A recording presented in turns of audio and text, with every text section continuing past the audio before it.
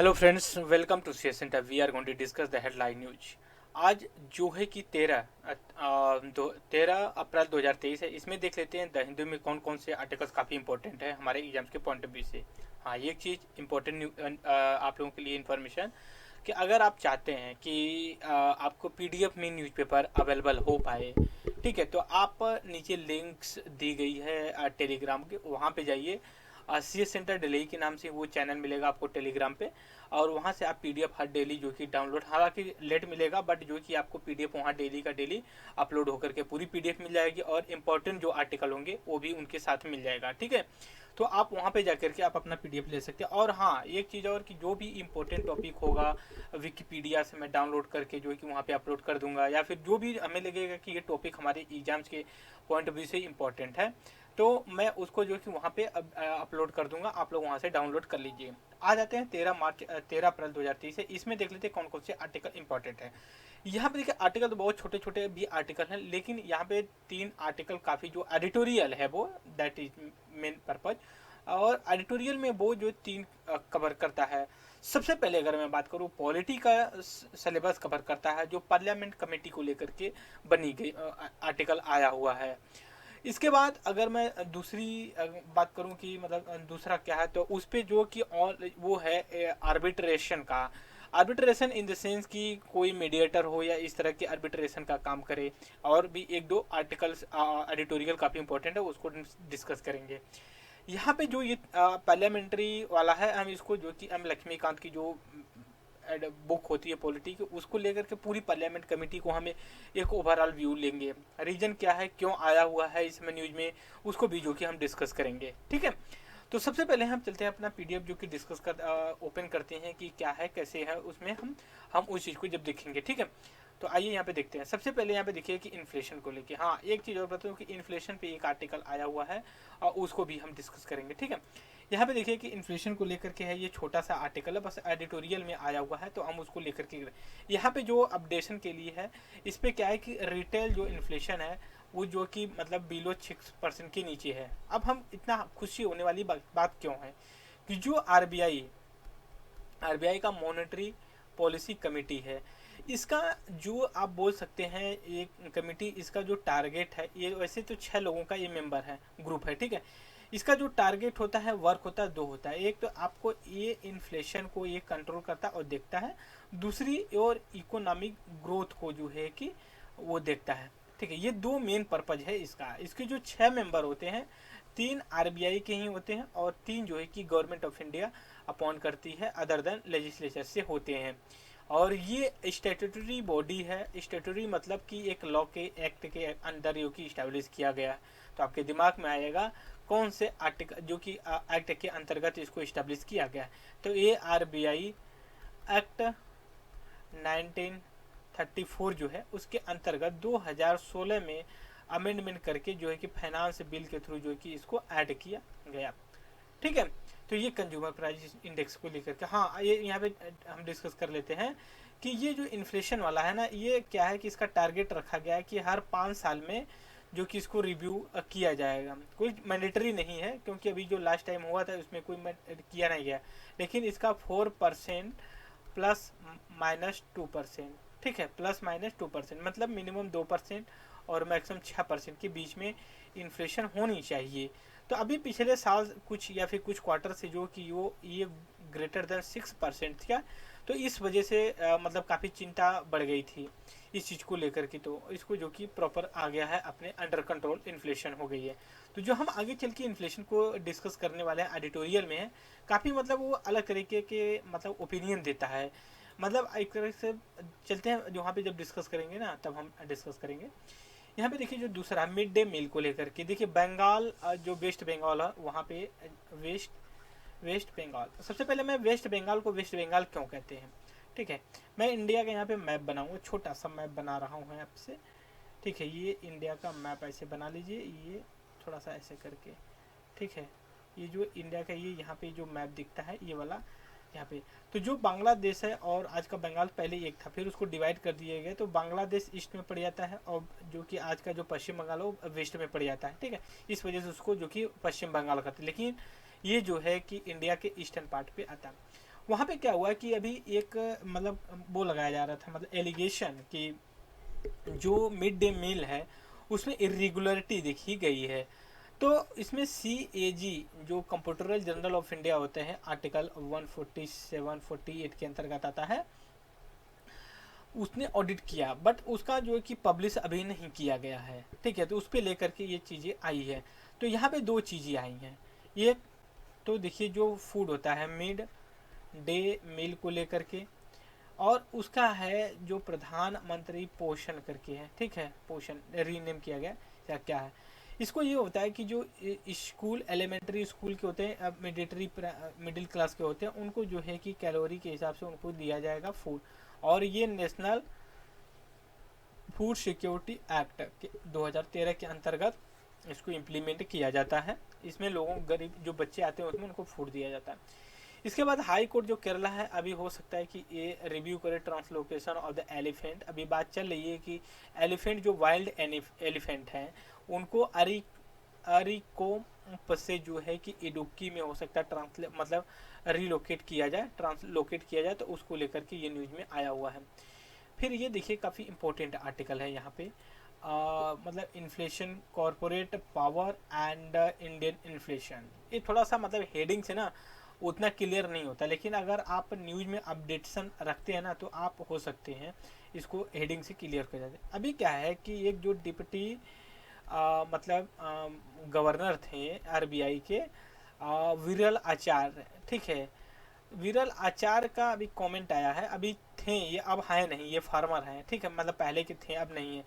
तो इन्होंने कुछ दिन पहले कहा था कि जो इन्फ्लेशन है ना, ये बिग फाइव, ये वर्ड यूज किया था, बिग फाइव। यहाँ पे अभी देखेंगे तो नीचे दिया गया है, यहाँ पे देखिए, यहाँ पे मतलब जो बड़े 5 मतलब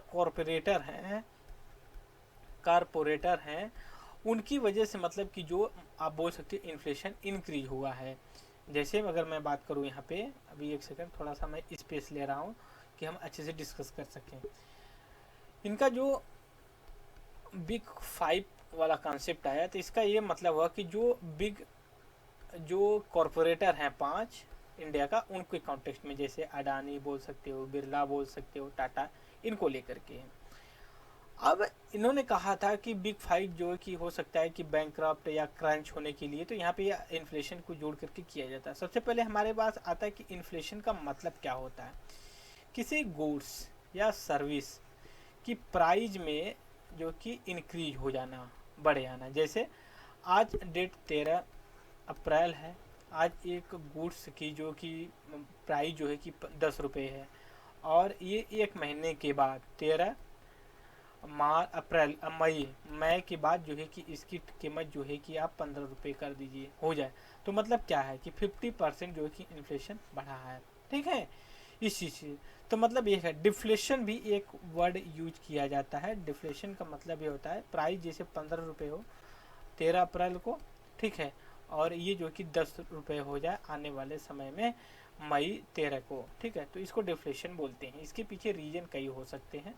सबसे पहला जो रीजन दिया जाता है, जो सप्लाई है वो उतनी नहीं हो रही है, प्लस लोगों के पास डिमांड या बोल ज़्यादा है, ड्यू टू जो है कि करेंसी, मतलब लिक्विडिटी उनके पास, क्रेडिट अच्छी खासी मात्रा में है, ठीक है। तो ये चीज़ें हो गई।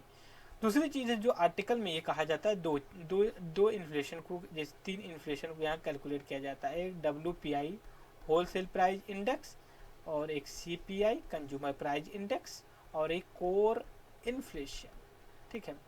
अब एक कंज्यूमर, देखिए ये तो गुड्स को बस कैलकुलेट करती है, और जो CPI होती है ये गुड्स और सर्विस को करती है। कोर का मतलब जो प्राइमरीली होते हैं, जैसे मान लीजिए फ्यूल वगैरह होती है उनको। तो यहाँ पे ये दो चीज़ की बात की जाता है। अब क्या है कि जो मैन्युफैक्चरर हैं, मतलब जो बिग कंपनी है, वो मैन्युफैक्चरिंग करेंगे तभी तो मार्केट में चीज़ें आएंगी, लोगों के पास लिक्विडिटी, वो डिमांड करेंगे, ठीक है। इस चीज़ को इन्होंने ये यहाँ पे इलेबोरेट करने की कोशिश कर रहे हैं। उनके पीछे जो रीजन भी कुछ दे रहे हैं, 4-5 रीजन है। पहली बात ये कह रहे हैं ना कि ये डाइवर्जेंस होना चाहिए। 2018 जब फाइनेंशियल क्राइसिस हुई थी, लेकिन इंडिया उतना जो है कि फूड इन्फ्लेशन की वजह से जो कि कोई दिक्कत नहीं आई थी, क्योंकि इंडिया का जो इनकम है, इंडियन जो लोग हैं उनकी जो इनकम है ना वो डाइवर्सिफिकेशन है। मतलब डाइवर्सिफिकेशन का मतलब ये हो गया, कुछ लोग जो है कि एग्रीकल्चर से अपनी इनकम अर्न करते हैं, कुछ लोग सर्विस सेक्टर से, कुछ लोग जो है कि बैंकिंग सेक्टर से, कुछ लोग जो है कि आप बोल सकते हो कि उससे क्या बोलते हैं इंडस्ट्री से, मैन्युफैक्चरिंग से। ये डाइवर्सिफिकेशन था।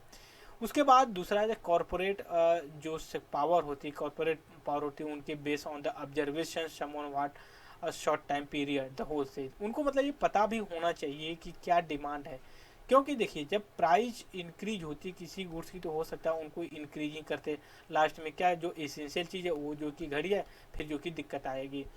इसके बाद अगर मैं बात थर्ड के डिस्ट्रीब्यूशन एलिवेशन, मतलब ये है कि जो डिस्ट्रीब्यूशन होता है उसका किस हिसाब से होना चाहिए, एक्सेसिबल हो और जो है कि अफोर्डेबल हो। कंपेयर, अभी कंपेयर अगर आप करते हो इन्फ्लेशन जो होता है ये WPI और CPI से इन्फ्लेशन जब करेंगे ना तो इसमें क्या है कि हमेशा CPI अच्छा खासा ऊपर आएगा क्योंकि सर्विस सेक्टर को किया जाता है। फिर उसके बाद क्या है कि जो पांचवा फाइनल में कॉस्ट जो है कि इंक्रीज होती है, जब इनपुट कॉस्ट इंक्रीज होती है ना तो फाइनल गुड्स की भी जो इंक्रीज होती है। इनपुट कॉस्ट का मतलब हो गया कि जो मैन प्रोडक्शन के दौरान जो कॉस्ट आती है उसको लेकर के किया जाता है। दूसरी चीज़ है कि इसको जो कंट्रोल करने की होती है, ड्यूटी होती है, वो दोनों के पास होती है, गवर्नमेंट के पास भी होती है और RBI के पास होती है। दोनों के पास ये पावर होती है कि वो इन्फ्लेशन को कंट्रोल करे, ये अपने फिजिकल एक्सपेंडिचर को कम कर दे, ये फिर अपनी जो क्या बोलते हैं इनका जो मॉनिटरिंग टूल होता है उसको, ये जैसे RR होता है, रेपो रेट होता है, रिवर्स रेपो रेट होता है, सलार, इसको इंक्रीज कर दे डिक्रीज कर दे तो उसको करते हैं। उसके बाद अगर हम नेक्स्ट आर्टिकल की बात करते हैं, यहाँ पे ऑनलाइन डिस्प्यूट रिजोल्यूशन की बात करते हैं। जैसे मान लीजिए कि कोई चीज़ है आज के ज़माने में अगर बात करूँ आप लोगों से प्रेजेंट टाइम में टेक्नोलॉजी, ठीक है, टेक्नोलॉजी काफ़ी हाई मतलब हो गई। जैसे हम इंटरनेट थिंग्स या फिर आर्टिफिशियल इंटेलिजेंस की बात करते हैं, ये सारी चीज़ें हम बात करते हैं, ठीक है। तो हमारे दिमाग में क्या है कि हम जितने काम है और उनको आसान कर सकते हैं, और इसकी वजह से जो है कि आप अगर डिस्प्यूट वगैरह भी रिजॉल्व करना चाहें तो कर सकते हैं। जैसे ईच ऑफ डूइंग बिजनेस जो है वर्ल्ड बैंक पब्लिश करती है, ठीक है, इसके 10 इंडिकेटर होते हैं, उनमें एक डिस्प्यूट रिड्रेसल का भी पैरामीटर आता है जिसे जुडिशरी इंडिया में ऑलरेडी ओवर लोडेड है, ठीक है, जुडिशरी ऑलरेडी जो कि ओवरलोडेड है केस को लेकर के। तो ऐसे केस में हम कैसे जो कि इसको मतलब मैनेज करें, तो इसके लिए यही कर रहे हैं कि इनको ऑनलाइन जो कि ड्रेसर करना है, और इसको इंडिया अपॉर्चुनिटी जो कि मिस कर गया है अकॉर्डिंग टू आर्टिकल, लेकिन इंडिया कर सकता है इसको अच्छे से, इंडिया जो कि अच्छा इसमें काम कर सकता है। इसके बाद अगर नेक्स्ट आर्टिकल पे आए, यहाँ पे देखिए रोल ऑफ पार्लियामेंट कमेटी की बात कर रहे हैं। देखिए यहाँ पे मैं बैकग्राउंड के साथ आपको डिस्कस कर रहा हूँ। जैसे मान लीजिए कि बिल होती है, ये एक्ट बनती है, तो ये कई प्रोसीजर होते हैं इसके बाद एक चीज़ और होती है, बहुत कम लोग बताते पढ़ते हैं। जैसे मान लीजिए कोई इशू है मान लीजिए, इशू इन द सेंस कि मान लीजिए कि समझ चला सेम सेक्स मैरिज को लेकर के क्या है, या फिर बोल सकती है जो पहले हुआ है डिजिटल डाटा को लेकर, एक कमेटी इस्टेब्लिश की जाती है इसको देखने के लिए। कमेटी कुछ रिकमेंडेशन देती है, आप उसको अप्लाई करिए, तो उस एप्लीकेशन की बजाय वो करिए और उसको एक लीगल रूप देने के लिए आप बिल एक लाइए। फिर बिल को आप दोनों हाउस में आप डालेंगे। एक सेकेंड हम नीचे अब लाते हैं। जो बिल होती है इसको जो है कि आप हाउस में लाइए, हाउस में लाने के बाद इसमें दोनों हाउस से पास कराना पड़ता है, ठीक है, लोकसभा और राज्यसभा दोनों से पास कराना पड़ता है। फिर इसके बाद ये बिल प्रेसिडेंट के पास भेज सकते हो, ठीक है, वो दे देगा तो ये बिल जो है कि एक्ट बन जाएगा। बट इससे पहले जब लोकसभा राज्यसभा में बिल है, ठीक है, इसी समय क्या है कि हाउस में जो कि ऐसा होता है कि ये 3 सेशन होता है, उसी में झगड़ा लत्तम जूता लोग करते हैं लेजिस्लेचर, बट उतना मज़ा नहीं आता। और दूसरी चीज़ है कि इसमें एक पार्लियामेंट्री कमेटी बनी गई है, इनका ये काम है कि इसे हाउस में इनके लोकसभा राज्यसभा के पास उतना टाइम नहीं, तो ये एक्सपर्टीज के हिसाब से इसको जो है कि ये कर दें, क्या बोलते हैं, पार्लियामेंट कमेटी के पास वो बिल को भेज दिया जाए, ठीक है, बिल को आप जो कि वहाँ पे भेज दीजिए। भेजने के बाद ये पार्लियामेंट जो कमेटी होती है ये अपना सजेशन देगी कि ये चीज़ सही है, ये चीज़ ऐड करिए, वो करिए। हालांकि इसका जो रिकमेंडेशन होता है गवर्नमेंट को मतलब ऑब्लिगेशन नहीं कि इसको अग्री करे, इसको एक्सेप्ट करे, मान सकती है नहीं मान सकती।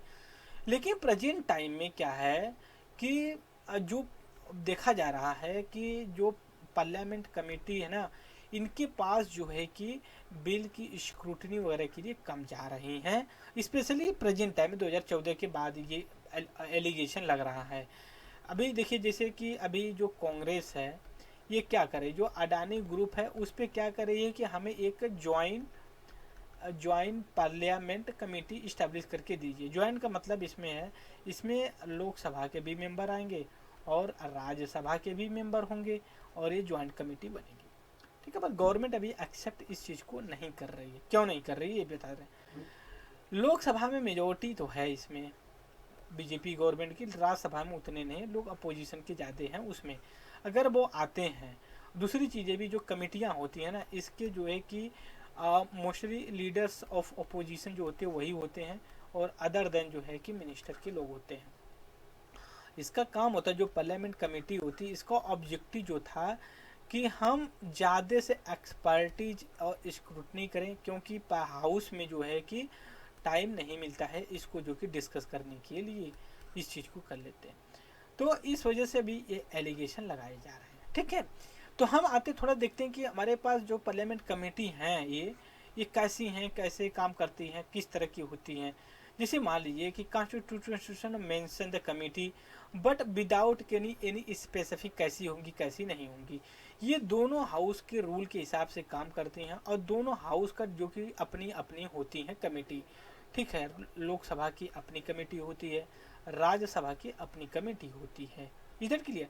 इसके बाद एक होती है जो कि इसमें राज्यसभा और लोकसभा दोनों आते हैं कि मेंबर आते हैं, इसको जो है कि ज्वाइंट पार्लियामेंट कमेटी बोलते हैं। इसके अपॉइंट भी किए जाते हैं, इनके मेंबर से स्पीकर और चेयरपर्सन करते हैं, इलेक्टेड डायरेक्टली करते हैं, वो जो भी करते हैं वो स्पीकर करता है, या फिर बोल सकते हैं जो कि प्रिसाइडिंग ऑफिसर का। जो पार्लियामेंट कमेटी होती है अप्रॉक्सीमेटली दो तरह की होती है। ये स्टैंडिंग कमेटी होती है, एड हॉक, ये परमानेंट नहीं होती। मेरे से मान लीजिए कि ये हर साल इनको जो कि बनाया जाता है, बिगाड़ा जाता है।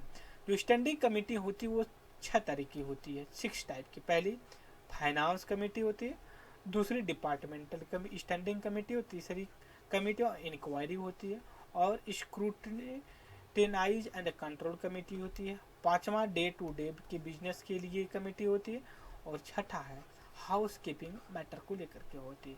लेकिन जो इसमें आप बोल सकते फाइनेंस कमेटी है ना, ये काफ़ी इम्पोर्टेंट है। ठीक है, ये काफ़ी इम्पोर्टेंट कमेटी है।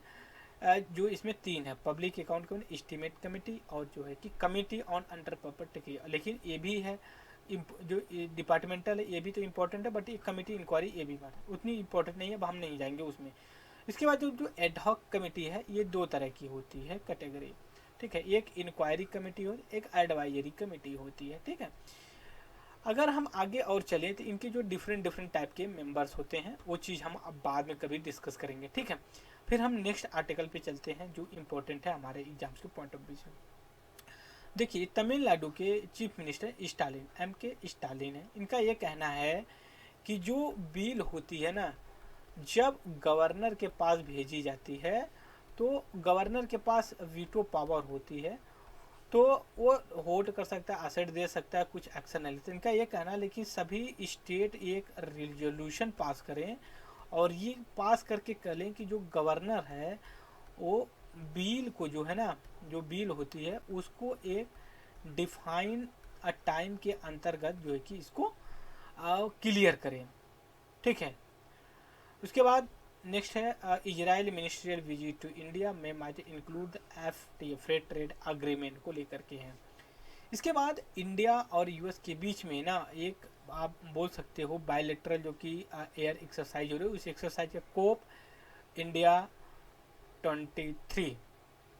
फिर इसके बाद नेक्स्ट आर्टिकल पे आते हैं, हम देखते हैं क्या है, थोड़ा सा ब्लर कर रहा है ना, फैक्ट चेक। अभी इस तरह तो अभी इशू ही चल रहा है।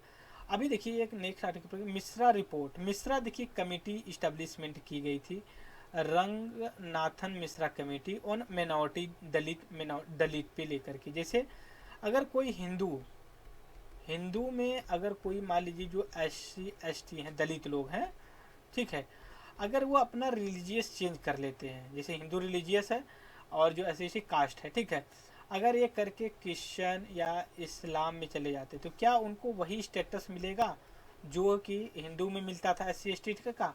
अभी तक तो ऐसा नहीं है इस्लाम में, अभी बात चल रही। तो हमारे लिए इम्पोर्टेंट ये है कि रंगनाथन मिश्रा कमेटी किस्त वो दलित कोटा को लेकर के है। फिर इसके बाद नेक्स्ट आर्टिकल पे चलते हैं हम। यहाँ पे देखिए एक ताइवान है, एक सेकेंड, यहाँ पे ताइवान है, ये चाइना का एक छोटा सा एरिया है, वो जो कि अपने आप को ऑटोनॉमस बोलता है ताइवान, जो कि ईस्ट चाइना सी में पड़ता है। तो इसको IIP इंडस्ट्री देखिए, जो मैन्युफैक्चरिंग इंडस्ट्री होती है उनकी कैपेबिलिटी को चेक करने के लिए IIP यूज किया जाता है, ठीक है, इंडेक्स इंडस्ट्रियल प्रोडक्शन, ठीक है। फिर उसके बाद RBI जो ने कि अपना एक ड्राफ्ट सर्कुलेट किया पैनल इंटरेस्ट को लेकर के, फेयर प्राइस को लेकर के। तो ये चीज़ें हमने डिस्कस किया और आगे हम ऐसे ही डिस्कस करते रहेंगे। और जो भी डाउट्स होंगे और नो डाउट आप जो कि कर सकते हैं हिंदू में, और आने वाले समय में हम जब पूरी तरह से इस्टेब्लिश कर लेंगे पूरा प्लेटफॉर्म अपना, तो हम और अच्छे से डिस्कस करेंगे। फिलहाल बस ये है कि आप अपडेट रहिए, कोई चीज़ छूटे नहीं, बस जो डिप्थ में है तो उस समय जब हम बड़े प्लेटफॉर्म पे करेंगे तो हमारा बड़े कॉम्प्रहेंसिव तरीके से डिस्कशन होगा, जो current affairs statics with contemporary issue के साथ, ठीक है। सो इस वीडियो में इतना है फ्रेंड्स, और thank you very much discussion.